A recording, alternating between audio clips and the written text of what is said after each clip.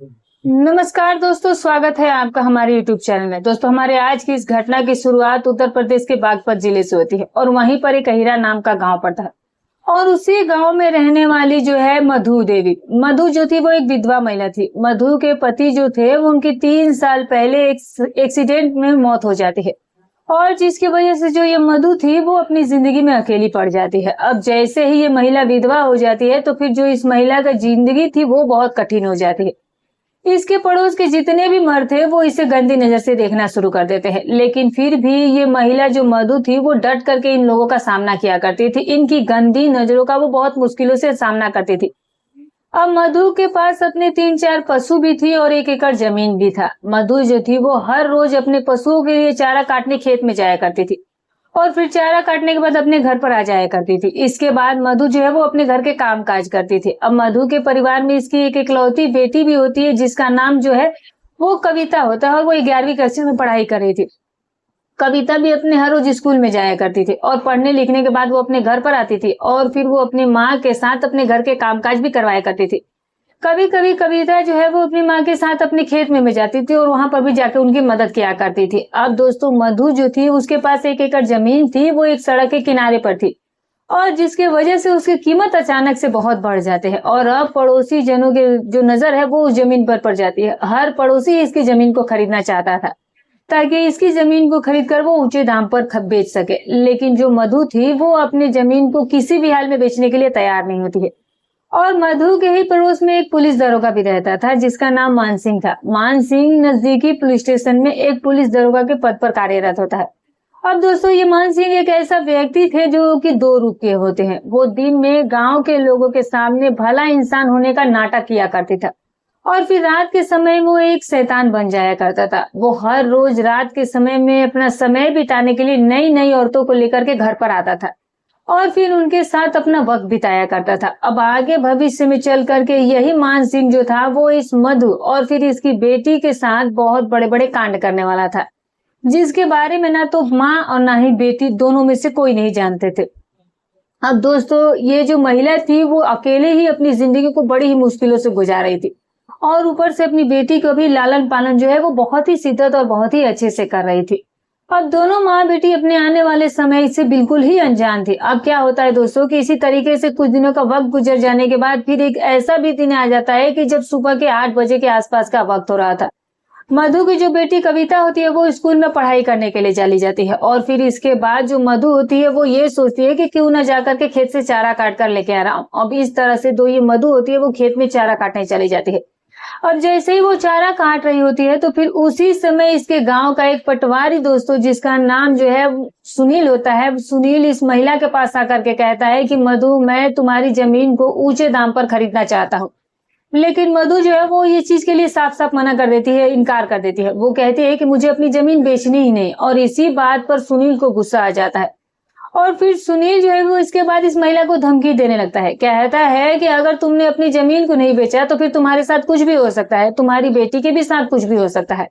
और जिसकी वजह से मधु जो है वो डर जाती है। लेकिन आज के समय में सुनील जो है वो खेत से बाहर निकल करके गांव में आ जाता है और फिर जैसे ही शाम का वक्त होता है तो फिर ये जो मधु होती है वो अपनी बेटी से कहती है कि कविता, मैं मान सिंह पुलिस दरोगा के घर पर जा रही हूँ, मुझे उनसे कुछ जरूरी बात करनी है तो तुम घर पर ही रहना। और इस तरह से बेटी घर पर काम करना शुरू कर देती है और जो उसकी माँ होती है वो अब मान सिंह के घर पर उनसे मदद मांगने के लिए चली जाती है। अब जो मधु होती है वो दरोगा जी के घर पर जाकर के दस्तक देती है और फिर जो वो दरोगा जी होते हैं वो घर का दरवाजा खोलते हैं। मान सिंह देखता है कि उसके सामने एक खूबसूरत महिला मधु खड़ी होती है।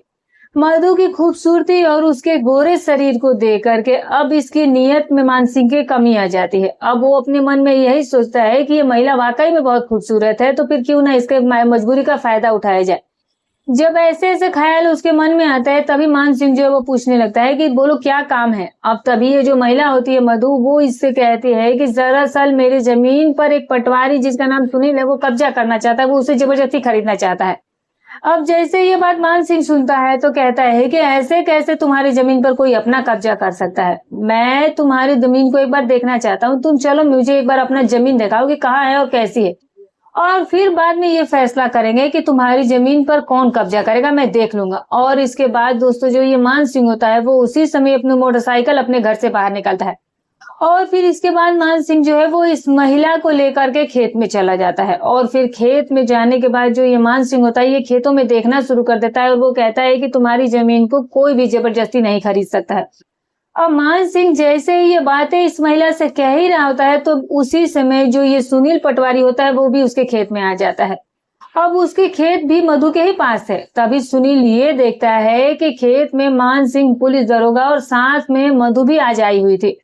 और फिर इसके बाद सुनील पटवारी भी इनके पास आ जाता है। और फिर इसके बाद मान सिंह कहता है कि सुनील तुम इसके जमीन पर जबरदस्ती कब्जा क्यों करना चाहते हो। इसके बाद सुनील जो है वो मान सिंह को अकेले में लेकर के जाता है। अब तभी वो सुनील कहता है कि देखो मैं तुम्हें 5 लाख रुपए दूंगा, बस जैसे तैसे करके मेरी मदद कर दो, मैं इस महिला की जमीन को किसी भी हाल में खरीदना चाहता हूँ। और अब जैसे पैसों की बात की जाती है तो फिर मान सिंह को भी लालच आ जाता है। मान सिंह कहता है कि ठीक है फिर मैं तुम्हें जमीन तो दिलवा सकता हूँ। और इसके बाद जो ये मान सिंह और जो सुनील होते हैं वो दोनों मधु के पास आते हैं। मान सिंह कहता है कि देखो मधु तुम अपनी जमीन को इस आदमी से बेच दो। लेकिन मधु कहती है कि मैं अपनी जमीन किसी भी कीमत पर नहीं बेचूंगी। बस इस बात पर पुलिस दरोगा को भी गुस्सा आ जाता है। और इसके बाद सुनील जो है वो मान सिंह की तरफ इशारा कर देता है। और फिर उसी समय दोस्तों जो मान सिंह होता है वो इस महिला को वहीं पर पकड़ लेता है, इसके मुंह पर हाथ रख दिया जाता है। और तब तक सुनील भी इस महिला को बिल्कुल ही अपने काबू में कर चुका था। और फिर इसके बाद ये दोनों मिलकर के इस महिला को उठा करके ईख के खेत के अंदर ले जाते हैं। और फिर खेत में ले जाने के बाद इस महिला के शरीर से वो कपड़ा हटाना शुरू कर देते हैं। मान सिंह और सुनील इस महिला के साथ गलत रिश्ते कायम करने लग जाते हैं। मान सिंह और सुनील इस महिला के साथ तब तक इस गलत काम को करते हैं जब तक ये जो चाहते तो वो उसके लिए हामी नहीं भर देती है, वो सारी चीजों को एक्सेप्ट नहीं कर लेती है। और फिर जैसे इन दोनों का ये सारा खेल खत्म होता है तो फिर जो ये मान सिंह होता है वो इस महिला को धमकी देने लगता है। कहता है कि अगर इस बात के बारे में तुमने किसी को भी बताया तो फिर हम तुम्हारे साथ दोबारा यही करेंगे और अब तुम्हारी बेटी के भी साथ दोबारा हम यही काम करेंगे। अब जब ऐसी ऐसी बातें इस महिला को दी जाती है तो महिला काफी ज्यादा डर जाती है। और फिर इसके बाद दोस्तों दोनों व्यक्ति जो है वो इस पूरे काम को अंजाम देने के बाद इस खेत से बाहर निकल करके अपने अपने घर लौट जाते हैं। अब इसके बाद मधु जो है वो जैसे तैसे करके अपने घर आती है। लेकिन घर पर आने के बाद मधु अपने मन में यही सोचती है कि वो पुलिस दरोगा और सुनील मिलकर के कुछ भी कर सकते हैं और मुझे ये बात किसी से कहनी भी नहीं है। और मधु यहीं पर सबसे बड़ी गलती कर जाती है। दोस्तों होता क्या है कि मधु इस बात के बारे में ना तो अपनी बेटी से जिक्र करती है और ना ही किसी पड़ोसी से जिक्र करती है और ना ही पुलिस स्टेशन जाने के बारे में सोचती तक है। लेकिन मधु ये नहीं जानती थी कि आगे भविष्य में चल करके यही पुलिस दरोगा मान सिंह और यही पटवारी सुनील उसकी बेटी कविता के भी साथ बहुत बड़े कांड करने वाले थे। कई दिनों का वक्त गुजर जाता है और फिर एक दिन ऐसा भी आ जाता है कि दोस्तों एक दिन सुबह के तकरीबन 9 बजे के आसपास का वक्त हो रहा था। अब जो ये मान सिंह था वो अपने घर से अपनी यूनिफॉर्म पहनकर मोटरसाइकिल लेकर के बाहर निकलता है। उसी समय अब इस पुलिस दरोगा की नजरें जो है वो मधु पर चली जाती है। मधु उस समय अपने घर के दरवाजे पर ही खड़ी थी। इसके बाद ये मान सिंह उसी समय अपने मोटरसाइकिल को वहीं पर खड़ी कर देता है और फिर सीधे इस मधु के पास चला जाता है और सीधे इसके घर के अंदर जाकर बैठ जाता है। मधु कहती है कि मेरे घर में इस समय कोई भी नहीं है तो आप अपने घर पर जाइए। लेकिन मान सिंह जो है वो जबरदस्ती इस घर के में सोफे पर जाकर बैठ जाता है। और जैसे ही मान सिंह की नजर उसकी बेटी पर कविता पर पड़ती है, उसकी खूबसूरती पर पड़ती है तो उसकी नीयत में कमी आ जाती है और मान सिंह अपने मन में यही सोचता है कि मधु की बेटी कविता तो अपनी माँ से भी ज्यादा खूबसूरत है, तो कभी कभी इसका भी कुछ ना कुछ फायदा उठाना ही पड़ेगा। जब ऐसे ख्याल उसके मन में आते हैं तभी मधु कहती है कि मेरे घर से इसी वक्त बाहर निकल जाइए। और आज के समय में तो मान सिंह चला जाता है, अपनी मोटरसाइकिल स्टार्ट करता है और फिर सीधे अपनी ड्यूटी करने के लिए चला जाता है। लेकिन जैसे ही कुछ दिन का वक्त बीताता है तो फिर दोस्तों एक दिन ऐसा भी आ जाता है कि एक दिन लगभग सुबह के 7 बजे के आसपास का वक्त हो रहा था और जो मधु थी वो अपनी बेटी कविता से कहती है कि बेटी हमारी जो ये जमीन है उसमें जो फसल हुई है वो पक करके तैयार हो चुकी है, तो उस फसल को हमें खुद ही जाकर के काटना होगा। तभी बेटी कहती है कि माँ आप बिल्कुल भी फिक्र मत कीजिए, मैं अब स्कूल से कुछ दिनों की छुट्टी ले लेती हूँ और फिर हम फसल को जाकर के काट लाएंगे। अब तभी जो मधु उसकी माँ होती है वो कहती है कि ठीक है फिर तू आज ही जाकर स्कूल से छुट्टी ले ले और फिर हम दोनों खेत में चलेंगे और खरी फसल को काट लेंगे। इस तरह से दोस्तों जो बेटी कविता होती है वो स्कूल से छुट्टी ले लेती है और फिर जैसे ही सुबह के तकरीबन 10 बजे के आसपास का वक्त हो जाता है तो फिर जो ये मधु होती है वो अपनी बेटी कविता को लेकर खेत में चली जाती है। माँ बेटी दोनों ही फसल काटना शुरू कर देती है और फिर जैसे ही कविता और मधु फसल काट ही रही होती है तो फिर उसी समय दोस्तों जो ये गांव का पटवारी सुनील होता है वो भी अपने खेत में चला जाता है। सुनील का खेत जो था वो इनके खेत के बिल्कुल ही नजदीक था। सुनील पटवारी ये देखता है कि आज खेत में माँ बेटी दोनों जो है वो अपने फसलों को काट रही होती है और फिर जैसे ही सुनील की नजरें दोस्तों अब उसकी बेटी कविता पर जाती है तो फिर सुनील के भी नियत में कमी आ जाती है। सुनील भी अपने मन में यही सोचता है कि इसकी माँ के साथ तो हमने वक्त बिता लिया है तो क्यों ना अब इसकी बेटी के भी साथ वक्त बिता लिया जाए। और वैसे भी ये पटवारी जो था वो गरीब लोगों का शोषण ही किया करता था। इसके बाद सुनील जो है वो उसी समय अपना मोबाइल फोन जेब से निकालता है और फिर अपने दोस्त मान सिंह के पास कॉल करता है। उसको कहता है कि आज खेत में माँ बेटी दोनों आई हुई हैं और अगर तुम इसके साथ वक्त बिताना चाहते हो तो जल्दी मेरे खेत में आ जाओ। लेकिन दोस्तों उसी समय जो ये मान सिंह पुलिस दरोगा होता है वो अपने इस दोस्त से कहता है कि फिलहाल तो मैं यहाँ पर ड्यूटी पर हूँ और अगर फिर भी तुम कहते हो तो मैं 1 घंटे के बाद मोटरसाइकिल से तुम्हारे खेत में पहुंच जाऊंगा। और तभी ये सुनील कहता है कि ठीक है फिर तुम जल्दी से आ जाओ और फिर मैं तुम्हारे साथ पहले बातचीत कर लेता हूँ। और इस तरह से दोस्तों जो ये मान सिंह होता है वो अपनी पुलिस स्टेशन से अपनी मोटरसाइकिल लेकर के बाहर निकलता है और फिर बीच रास्ते में वो एक शराब के ठेके पर जाकर के शराब की बोतल खरीदता है और फिर कुछ एक दुकान से खाने पीने का भी सामान खरीदता है। और फिर ये सारा सामान खरीदने के बाद ये जो दरोगा होता है वो 1 घंटे के अंदर ही अपने इस दोस्त सुनील पटवारी के खेत में चला जाता है। सुनील जो था वो इसके आने का भी बेसब्री से इंतजार कर रहा होता है और जैसे ही मान सिंह सुनील के पास पहुंचता है तो सुनील कहता है कि आज मधु की बेटी कविता भी खेत में आई हुई है और फिर जैसे तैसे करके आज तो हम इस लड़की के साथ वक्त बिता लेंगे। और इस चीज के लिए मान सिंह भी मान जाता है और फिर वो कहता है कि इस घटना को अंजाम देने से पहले हमें पार्टी करनी होगी। शराब लेकर के आया हूँ, चलो कुछ खाने पीने का भी सामान लाया हूँ। और फिर इस तरह से दोस्तों ये मान सिंह और ये जो सुनील होते हैं वो खेत में बैठकर शराब पीने लगते हैं। लगभग 1 घंटे तक दोनों वहीं पर बैठकर शराब का सेवन करते हैं। अब दोनों को ही काफी गहरा नशा हो चुका था और फिर इन दोनों का प्लान तो पहले ही से बनकर तैयार हो चुका था। लेकिन दूसरी तरफ दोस्तों जो वो माँ बेटी थी वो अपनी बेटी कविता से मधु कहती है कि कविता पानी खत्म हो गया है तो तुम जाकर के गांव से पानी लाओ। तभी कविता कहती है कि माँ एक काम करो कि आप चले जाइए, आप पानी लेकर के आ जाइएगा जल्दी से। और वैसे भी ट्यूबवेल पर जो पानी पड़ा है वो तो खराब हो चुका है। और इसके बाद जो उसकी माँ होती है वो उस खेत से बाहर निकल जाती है और गांव की तरफ चल पड़ती है। और दूसरी तरफ जो ये पुलिस दरोगा मान सिंह और जो सुनील थे वो दोनों भी अब खेत में चले जाते हैं। और फिर जैसे ही ये खेत में पहुंचते हैं तो दोनों ये देखते हैं कि वहां पर मधु जो थी वो नहीं थी बल्कि कविता अकेले ही फसलों को काट रही थी। इसके बाद जो ये पटवारी होता है वो इस लड़की के पास जाता है और उसे पूछने लगता है कि कविता तुम्हारी माँ कहाँ पर गई है।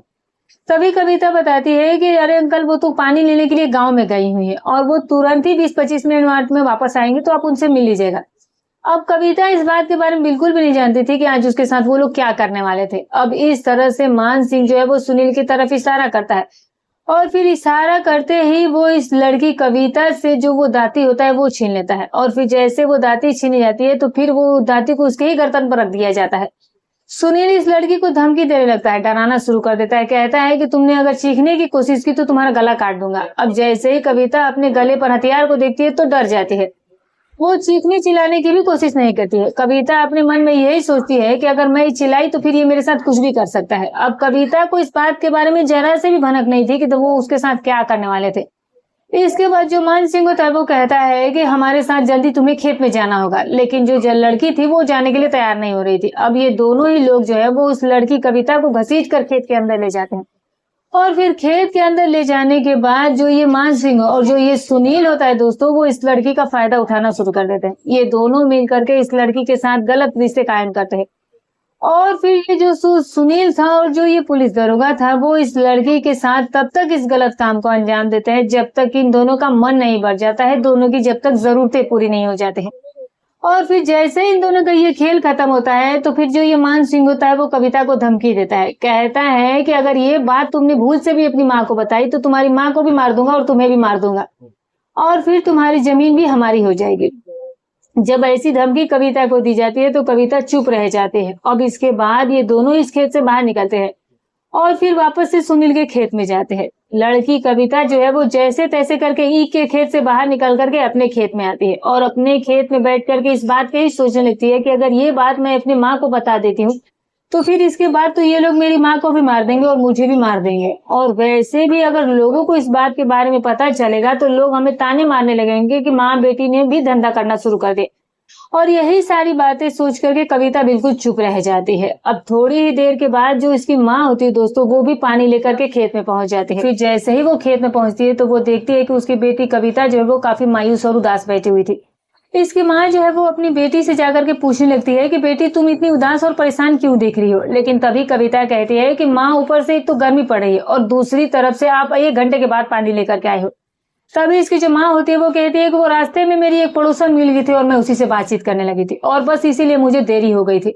और इस तरह से जो बेटी कविता होती है वो अपनी सारी बातों को ही अपनी माँ से छुपा ले जाती है दोस्तों। इसी तरह से वो कुछ भी नहीं कहती है, बिना सोचे समझे कि जो वो छुपा रही है उसका क्या नुकसान होने वाला था।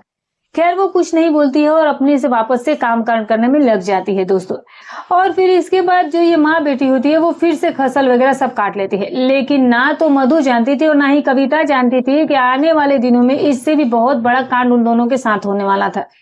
इस तरह से दोस्तों आज तो माँ बेटी काम खत्म करके अपने घर पर लौट कर आ जाती है। लेकिन जैसे ही रात का खाना मधु बनाती है और फिर अपनी बेटी के सामने खाना रखती है तो फिर इसकी जो बेटी कविता होती है वो खाना खाने से मना कर देती है। काफी ज्यादा उदास भी थी। और तभी उसकी माँ फिर बेटी से पूछती है कि बेटी आखिर बात क्या है। लेकिन फिर भी कविता बहाना बना देती है, कहती है कि माँ मेरी तबीयत ठीक नहीं लग रही है और मैं बस सोना चाहती हूँ।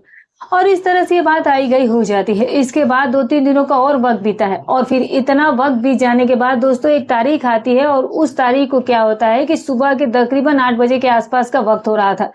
और जो ये मधु होती है वो अपनी बेटी कविता को लेकर के फिर से खेत में चली जाती है। और फिर खेत में जाने के बाद जो ये मधु और जो बेटी कविता होते हैं वो वापस से अपनी फसल काटना शुरू कर देते हैं। फसल भी बस थोड़ी ही बाकी थी और लगभग बस पूरी तरह से काटने वाली थी। उसी समय सुनील भी अपने खेत में आ जाता है। सुनील ये देखता है कि आज भी माँ और बेटी दोनों ही जो है वो खेत में काम कर रही थी।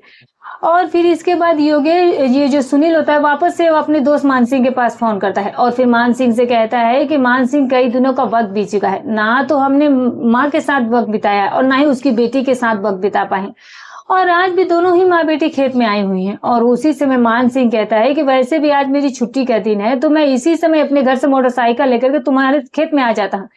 इस तरह से मान सिंह उसी समय अपने घर से मोटरसाइकिल लेकर के सीधे ही सुनील पटवारी के पास जाता है। सुनील कहता है कि पहले तो हम बैठ करके अच्छे तरीके से शराब पी लेते हैं और फिर जाकर के इन दोनों के साथ टाइम बिताएंगे। इस तरह से दोस्तों अब जो ये व्यक्ति सुनील होता है और जो मान सिंह होता है दोस्तों, ये दोनों ही बैठ करके नजदीकी शराब के ठेके पर जाते हैं, वहां से शराब खरीदते हैं, कुछ खाने पीने का भी सामान खरीदते हैं और फिर से वापस से खेत में आ जाते हैं। और खेत में आने के बाद दोनों जो है वो काफी देर बैठ करके शराब पीते हैं और जब दोनों को गहरा नशा हो जाता है तो फिर इसके बाद जो ये मान सिंह होता है ये कहता है कि सुनील, इस समय दोपहर का समय हो चुका है और खेत में भी दूर दूर तक कोई नहीं दिखाई दे रहा है और मधु की बेटी कविता जो है वो दोनों ही आम के पेड़ के नीचे बैठ करके वैसे भी आराम फरमा रही है। तो चलो आज वहीं पर चलते हैं और दोनों के ही साथ वक्त बिता लेते हैं। अब इस चीज के लिए सुनील भी मान जाता है। और फिर इसके बाद सुनील और ये जो पुलिस दरोगा मान सिंह होते हैं ये दोनों ही मधु के खेत में उसके पास चले जाते हैं। और खेत में जाने के बाद जैसे ही मधु की नजरें इन दोनों पर पड़ती है दोस्तों, तो फिर क्या होता है कि मधु काफी ज्यादा डर जाती है। मधु यही सोचने लगती है कि आज भी उसके साथ कुछ ना कुछ ये लोग बुरा जरूर करेंगे और होने वाला भी यही होता है। अब होता क्या है कि सुनील जो है वो उसी समय पास में पड़ी हुई दराती को उठा लेता है और फिर माँ बेटी को धमकी देना शुरू कर देता है। सुनील कहता है कि अगर तुम दोनों हमारे साथ ही के खेत में नहीं चलोगी तो फिर यहीं पर तुम दोनों का काम तमाम कर दूंगा। अब जब मधु और जब कविता को ऐसी ऐसी बातें धमकी दी जाती है तो माँ बेटी दोनों ही डर जाते हैं। और इसके बाद दोस्तों ये जो मान सिंह और जो सुनील होता है मधु और बेटी कविता को लेकर के पास के ही के खेत में चले जाते हैं। और आज भी मान सिंह और साथ में इसका दोस्त जो ये सुनील होता है दोस्तों, ये दोनों ही मिलकर के माँ बेटी के साथ गलत काम करना शुरू कर देते हैं। ये दोनों जो है वो इन माँ बेटी के साथ काफी लंबे समय तक इस गलत काम को अंजाम देते जा रहे थे। और फिर जैसे इन दोनों का ये काम खत्म होता है तो फिर आज के समय में मान सिंह इन दोनों को धमकी भी देता है, डराता भी है और कहता है कि अगर गांव वालों के सामने या किसी के सामने मुंह खोल दिया तो फिर तुम दोनों की तो जान गई, हम तुम दोनों जिंदा ही नहीं छोड़ेंगे और तुम्हारी जमीन भी हथियार लेंगे। अब इसके बाद इतनी सारी धमकी देने के बाद ये दोनों जो है वो इस खेत से बाहर निकल के वापस से सुनील के खेत में जाकर के बैठ जाते हैं और वहां पर फिर से शराब पीना शुरू कर देते हैं। लेकिन जो मधु थी और जो उसकी बेटी कविता थी, ये दोनों ही के खेत से बाहर न आती है और आम के पेड़ के नीचे बैठ करके एक दूसरे के सामने रोना शुरू कर देती है। कविता कहती है कि मेरे साथ कई दिन पहले भी इन दोनों ने गलत काम किया था। इसके बाद मधु भी कहती है कि बेटी कई बार इन दोनों ने मेरे भी साथ गलत काम किया है। लेकिन कविता कहती है कि फिर चलिए हम लोग पुलिस स्टेशन चलते हैं। और इसके बाद तभी उसकी माँ कहती है कि पुलिस स्टेशन में जाने से भी कुछ नहीं होगा, क्योंकि ये खुद ही पुलिस थाने में एक पुलिस दरोगा है। इसके बाद दोस्तों जो कविता होती है वो कुछ सोचना शुरू कर देती है। कविता जो है वो अपना मोबाइल फोन निकालती है और फिर अपने चाचा के लड़के के पास फोन करती है, जिसका नंबर का कबीर था नाम, और कहती है कि कबीर भाई तुम जल्दी से खेत में आओ, मुझे तुमसे कुछ जरूरी बात करनी है। कबीर जो है वो उसी समय अपने घर से बाहर निकलता है और एक दोस्त की मोटरसाइकिल लेता है और सीधे खेत में पहुंच जाता है। जो कबीर होता है वो ये देखता है कि वहां पर मधु और जो उसकी बहन कविता होती है, दोनों काफी ज्यादा उदास थी। तो भी कबीर पूछता है कि तुम लोगों ने मुझे खेत में बुलाया, क्यों बुलाया है? तभी कविता जो है वो अपने चाचा के लड़के को सारी कहानी बताना शुरू कर देती है। कविता बताती है कि ये पुलिस दरोगा मान सिंह और उसके दोस्त ने हमारे साथ जो है वो गलत गंदा काम किया है। अब जैसे ही कार्तिक कबीर इन दोनों की बात सुनता है तो काफी ज्यादा गुस्सा आ जाता है और फिर कबीर कहता है कि फिर ठीक है चलो पुलिस स्टेशन में चलते हैं और वहां पर जाकर इन दोनों की कंप्लेन करवा देते हैं। लेकिन तभी जो मधु होती है वो कहती है कि हमारे कंप्लेन करने से भी इनका कुछ नहीं बिगड़ा होगा, कुछ नहीं बिगड़ेगा, क्योंकि एक तो पुलिस दरोगा ही है और दूसरा एक रईस व्यक्ति है। अब जैसे ये बात कबीर सुनता है तो फिर उसी समय कविता कहती है कि हम सभी मिलकर के इन दोनों को ही मार देते हैं। अब जैसे ये बात कबीर से कही जाती है तो कबीर भी इस चीज के लिए हामी भर देता है और फिर पास में ही एक कसी पड़ी होती है तो कबीर उस कसी को उठाता है और कविता के हाथ में भी दराती थी और मधु के भी हाथ में दराती होती है। और फिर क्या होता है दोस्तों कि अब ये तीनों इस खेत से बाहर निकलते हैं और फिर सीधे ही सुनील के खेत में चले जाते हैं। अब कबीर ये देखता है कि वहां पर सुनील और मान सिंह जो थे वो दोनों ही बैठ करके शराब के नशे में धूत जो है वो पेड़ के नीचे छाया में लेटे हुए थे, गहरी नींद में सोए हुए थे। अब जो कबीर होता है वो मौका पाते ही मान सिंह के पास जाता है और फिर इसके सिर में वो कसी से वार कर देता है और फिर जैसे ही मान सिंह के सिर में कसी मारी जाती है तो दूसरी तरफ जो ये कविता होती है वो सुनील के पेट में वो दाती घुसा देती है। अब कविता जो है वो लगभग 3-4 बार दाती से इसके इस पेट में वो सब कुछ कर देती है और फिर जैसे ही इतनी दातियों से उस पर वार होती है तो फिर सुनील जो है वो चीखना सुनाना शुरू कर देता है, लेकिन मधु भी उस पर टूट पड़ती है और फिर मधु भी उसके पेट में कई बार उससे वार कर देती है और जिसकी वजह से सुनील जो है वो मौके पर ही अपना दम तोड़ देता है। और दूसरी तरफ जो लड़का ये कबीर होता है दोस्तों, वो मान सिंह के सिर पर कई बार वार कर चुका था, लेकिन जो लड़की कविता थी उसका मन फिर भी नहीं भरा था, उसका गुस्सा फिर भी शांत नहीं हुआ था और फिर से वो उसके पेट में भी 4-5 बार दराती से वार करती है। और फिर इसके बाद जो कविता होती है वो पुलिस दरोगा मान सिंह की पतलून उतार देती है और फिर दराती के साथ वो उसके प्राइवेट पार्ट पर भी वार कर देती है। और फिर जैसे इस पूरे हत्याकांड को अंजाम दिया जाता है तो फिर जो लड़का कबीर होता है वो मधु और कविता से कहता है कि हम वैसे भी 1-2 दिन में तो पकड़े ही जाएंगे, तो क्यों ना हम खुद ही जाकर के पुलिस स्टेशन में सरेंडर कर देते हैं। अब लड़की भी इस चीज के लिए मान जाती है और मधु भी इस चीज के लिए मान जाती है और फिर इसके बाद जो कबीर होता है वो अपने जेब से मोबाइल फोन निकालता है और नजदीकी पुलिस स्टेशन में फोन कॉल करता है और फिर पुलिस को वो लोग बताते हैं कि हमने 2 कत्ल कर दिए हैं और दोनों के ही शव जो है वो हमारे खेत में पड़े हुए हैं। और इसके बाद पुलिस घटना स्थल पर पहुंचती है। जैसे ही पुलिस घटना स्थल पर पहुंचती है तो फिर वहां पर 2 शव जो थे वो पड़े हुए थे, जिनमें एक सिरकटी भी लाश होती है जो कि मान सिंह की होती है दोस्तों। अब पुलिस इसके बाद इन दोनों का शव जो है वो कब्जे में लेती है। उसके बाद पंचनामा करके उन्हें पोस्टमार्टम के लिए भेज दिया जाता है और फिर पुलिस इन तीनों को मौके पर से गिरफ्तार कर लेती है। और फिर जब गिरफ्तार करने के बाद पुलिस मधु, कविता और इस कबीर से पूछताछ करती है तो फिर जो कविता होती है वो अपनी बीती हुई पूरी कहानी, अपनी माँ की बीती हुई पूरी कहानी पुलिस के सामने बयां कर देती है। और फिर पुलिस जैसे ही इन माँ बेटी की कहानी को सुनती है तो पुलिस भी सोचने पर मजबूर हो जाती है, लेकिन इन तीनों ने मिलकर के 2 कत्ल किए थे। और फिर बाद में जो पुलिस होती है वो इन तीनों के खिलाफ चार्जशीट दायर कर लेती है। अब ये बात तो भविष्य के घर में छिपी है कि जज साहब आखिरकार इन तीनों को क्या सजा सुनाएंगे, लेकिन इस पूरे घटनाक्रम के दौरान कविता ने और उसकी माँ ने और साथ में उसके चचेरे भाई कबीर ने, इन तीनों ने मिलकर के पुलिस दरोगा मान सिंह और उसके दोस्त सुनील के साथ जो किया, क्या वो सही था या गलत था, कमेंट करके जरूर बताइएगा। तो दोस्तों ये रही कहानी। दोस्तों हमारी कहानी सुनाने का उद्देश्य किसी की भावनाओं को ठेस पहुंचाना नहीं है, ना ही किसी के दिल को आहत करना है, बस केवल आपको सतर्क करना है, आपको जागरूक करना है। तो फिर मिलूंगी कल एक और नई घटनाक्रम के साथ, तब तक अपना और अपने परिवार का ख्याल